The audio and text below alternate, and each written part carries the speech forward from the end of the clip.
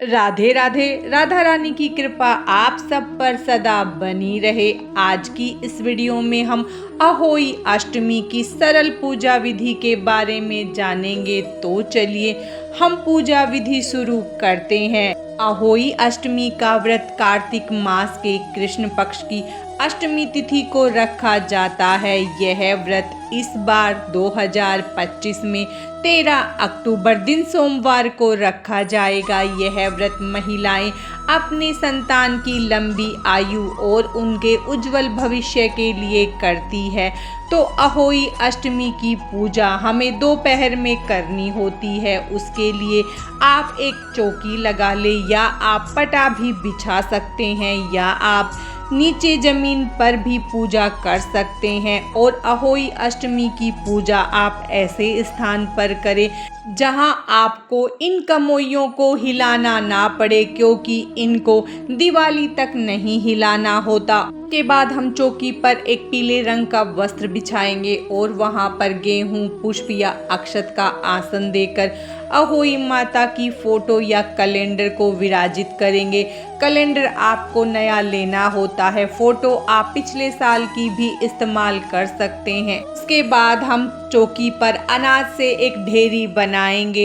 अब हम मिट्टी की 2 कमोइयाँ लेंगे। छोटी बड़ी आप अपने हिसाब से मिट्टी की मटकियाँ ले सकते हैं और इनके ऊपर ढक्कन जरूर रखें। अब दोनों कमोइयों पर हम हल्दी से स्वास्तिक बना लेंगे और इनके कंठ पर हम कलावा बांधेंगे। एक कमोई हम जल से भरकर रखेंगे और एक में हम अनाज भरेंगे। अब हम गेहूं लेकर एक कमोई को भरेंगे। आप गेहूं की जगह बाजरा भी ले सकते हैं या अक्षत भी ले सकते हैं। उसके बाद हम इसे अनाज की ढेरी पर रखेंगे और दूसरी कमोई को हम जल से भर लेंगे और उसे पहले वाली कमोई पर रख देंगे और उस पर हम ढक्कन लगा देंगे। इस तरह हम 2 घड़ तैयार करेंगे। आप इसे अच्छे से चौकी पर रखें, क्योंकि हमें दिवाली तक इसे नहीं हिलाना है। अगर आपकी कमोई हिल रही है तो आप किसी बड़े बर्तन में अनाज रखकर उस पर भी इनको रख सकते हैं।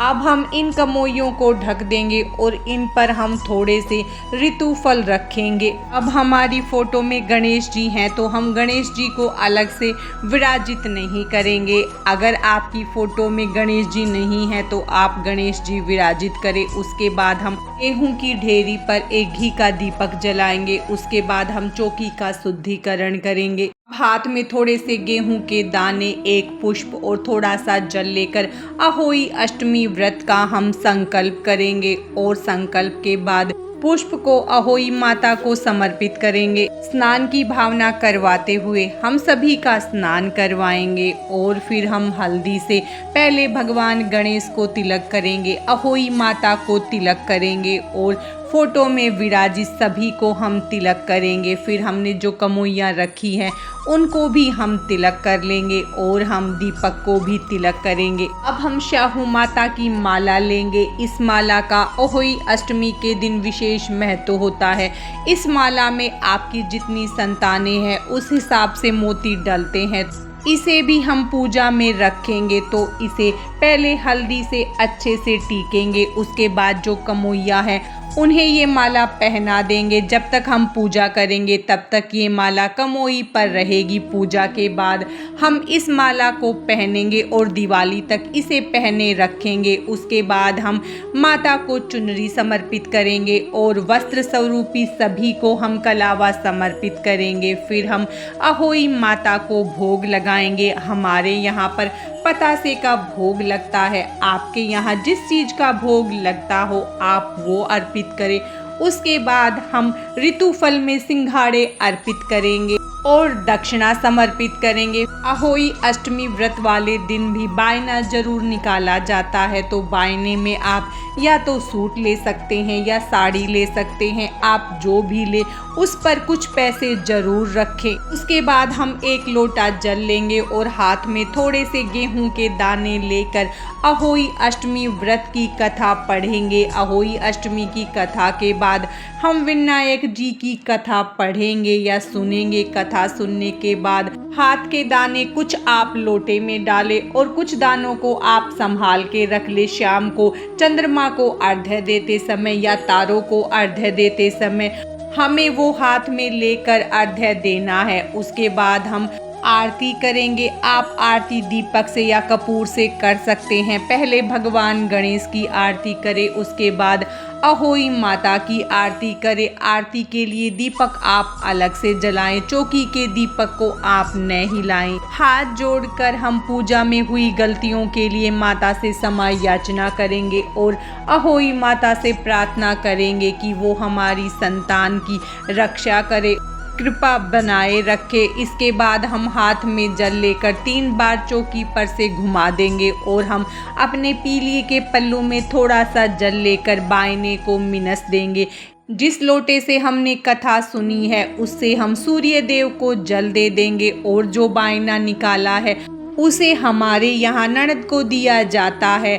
आपके यहाँ अगर सासू को दिया जाता है तो आप बायना और जो आपने ऋतुफल और पतासे चढ़ाए हैं वो सब अपनी सासू माँ को दे दे। उसके बाद जो अहोई माता की माला है उसे आप पूजा के बाद अपने गले में पहन ले। इसे हमें दिवाली तक गले में पहने रखना है। अहोई अष्टमी की जब भी आप पूजा करें, पूजा में आप अपने बच्चों को जरूर शामिल करें। उनको भी पूजा करते समय साथ में बैठाएं और उनको तिलक करें। इस तरह हम सरल तरीके से अहोई अष्टमी की पूजा संपन्न करेंगे।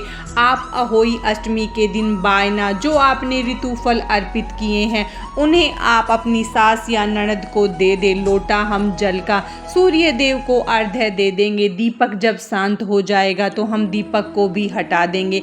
माता की मूर्ति को भी हम अगले दिन हटा देंगे। पुस्तक को भी हम वहाँ से हटा लेंगे। लेकिन जो कमोइया हमने चौकी पर रखी है उन्हें हम दिवाली तक ऐसे ही रहने देंगे। दिवाली वाले दिन इसके जल को हम पूरे घर में छिड़क देंगे और जो जल बचेगा उसे अपने बच्चों के नहाने के पानी में आप डाल दें। जिस कमोई में आपने अनाज भरा है उसे आप किसी को दान में दे दे। दक्षिणा भी उसी अनाज के साथ आप दान में दे सकते हैं। ये हमारी अहोई अष्टमी की सरल और संपूर्ण पूजा विधि थी। आज की इस वीडियो में बस इतना ही। राधे राधे।